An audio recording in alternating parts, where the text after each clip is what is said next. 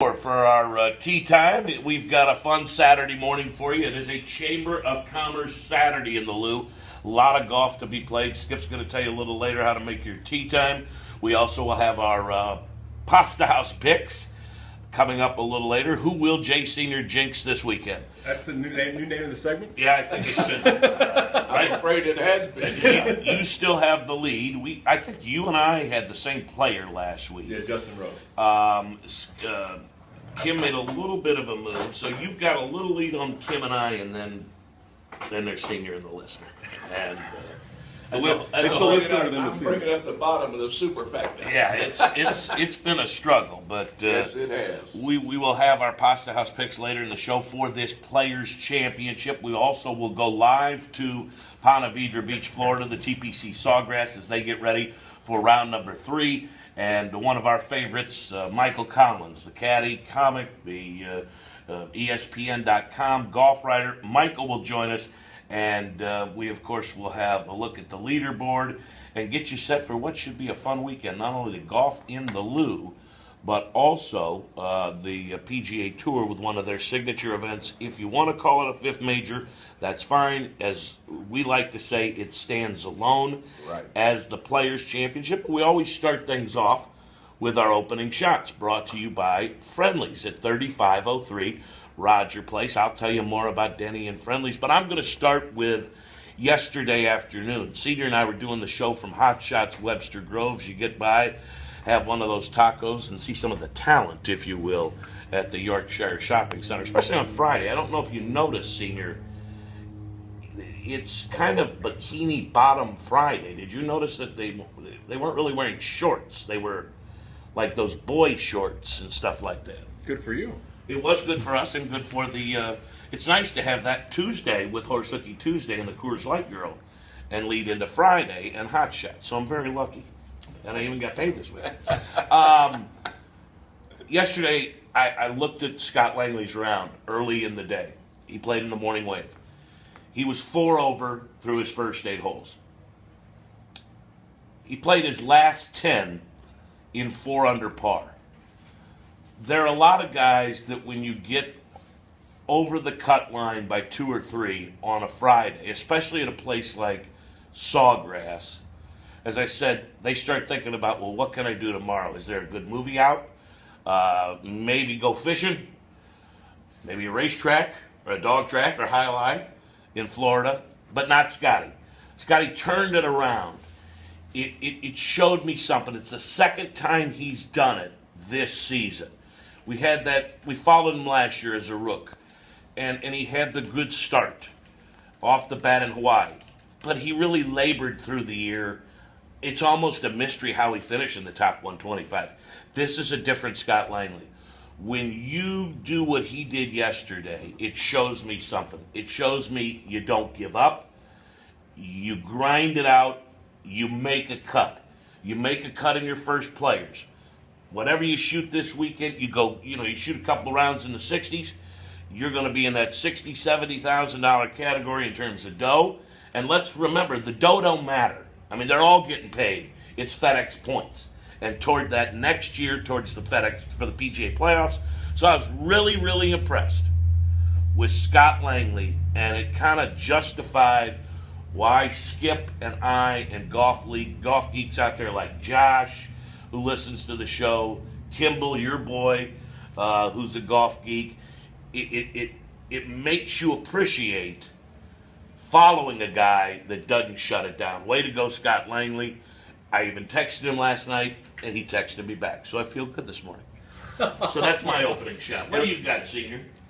Well, I'll go to Sawgrass and to the Players' Championship and to a moment to honor someone who doesn't, I think, receive as much credit as he deserves. Dean Beeman, who was a protagonist of mine on the golf course in the 50s, and a club member at Bethesda with me. Dad used to walk around and gather up money for him to go to play a tournament. That's right. Dean Beeman was a real visionary. You look at television today and see the Players' course, They bought that piece of land, which really was swamp, it wasn't land, for $1.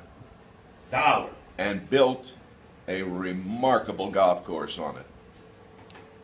Beeman was the guiding light in doing that. But more importantly, shortly after that, and the PGA Tour moved its headquarters there, Beeman put together a plan that is still in effect today, that is the best retirement plan in the history of sports. And every professional golfer who's ever teed it up in a PGA Tour event should be extremely grateful to Dean Beeman for creating a wonderful golden parachute, so to speak, for them. And so I'm giving props to my old friend Dean Beeman this morning, because he certainly deserves it. And that's not easy for you. That's big. That's kind of a stunner. Skip, you stunned me as well. Well, I think simply last week for many in St. Louis, it was kind of the opening week for golf tournaments, whether you were an amateur or professional or you played at the pub links or whatever you did.